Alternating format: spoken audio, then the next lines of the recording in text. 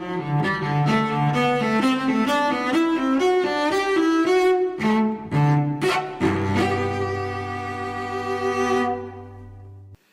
it comes to the business of witnessing and evangelism, we talked about the four phases of a witness and of evangelism.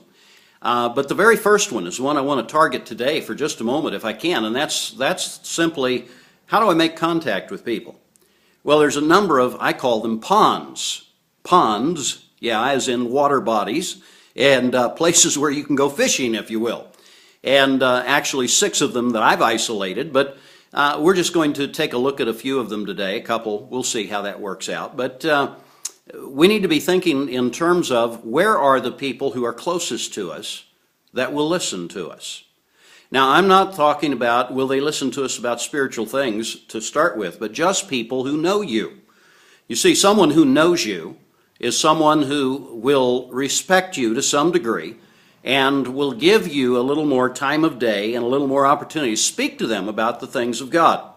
Now, they may not be real interested, and this is where we need to carry on into the rest of the phases, but at least making contact first with people that we know. It's been said before that the average person knows over 200 people. If we'd sit down and just make a list of those people that we already know, family members, close family members, extended family members, acquaintances, friends, co-workers, people we know at church, yes, even people at church that do not know Christ, people who we know that know people at our church. And you can just keep right on. People that you do business with, people that you work for, and people that work for you. And then, of course, you say, well, nobody works for you. Indeed, they do. You go to the grocery store, those people work for you. And making acquaintances with folks like that. You can go out of your way to make acquaintances with people that you don't know yet. You can go and visit people in the store, say at the convenience store where you buy your gas possibly. Instead of paying at the pump and sticking your card in that gas machine, go right on inside and take your money in and maybe stop in for 3 or 4 days in a row and only put in $4 or $5 of gas at a time.